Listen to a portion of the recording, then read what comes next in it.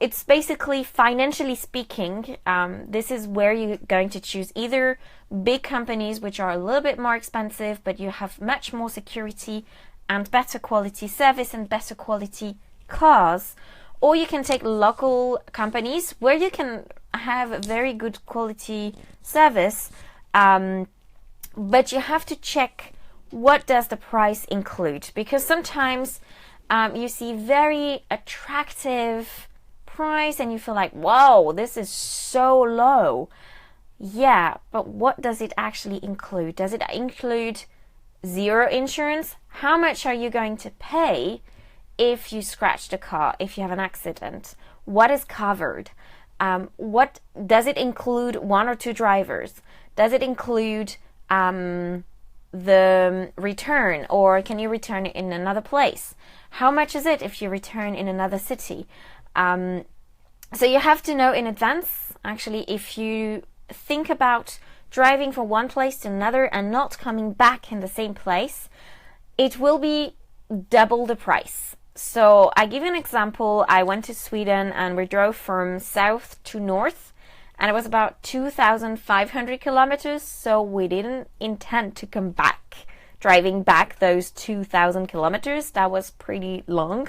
So we decided to leave the car in the north in another agency, and we paid pretty big amount because for just 1 week, like about 10 days, it was about 800 euros.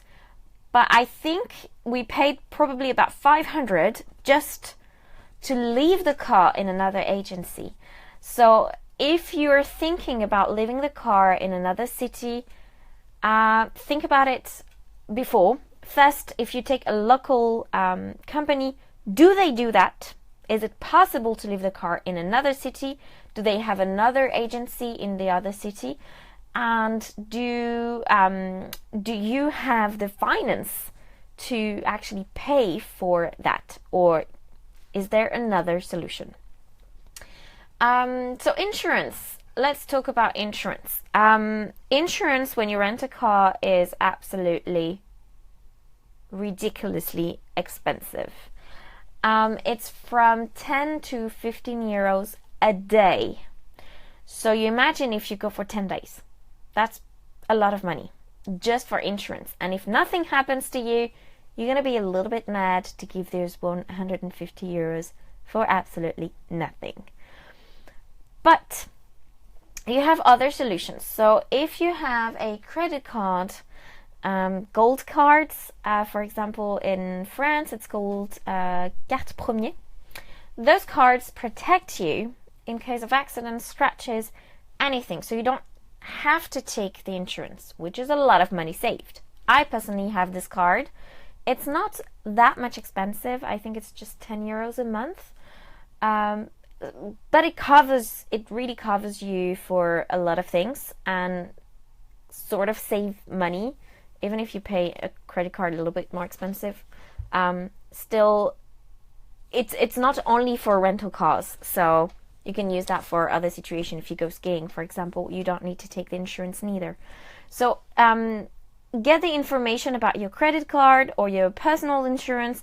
Can you get an extra insurance that would be cheaper than the one you would take directly with the rental car companies? And if you take it with the company, what does it cover? Because you can have several options, and depending on the company, they can offer you a fully covered contract. But sometimes it's not like 100% coverage. It can be like you don't have the tires. Tires are the things that turns around the car, made of plastic, and they're black and huge and turn.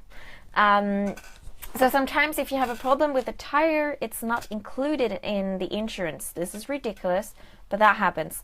Does it include the window? If you break a windscreen, so the windscreen is the one in front of you, and on the side are the windows. So if you break the windscreen, is it included in the insurance? So you have to take that into account if you want to take an insurance or not. Some people never take insurance because they consider it's a lot of money for nothing. But at the same time, if anything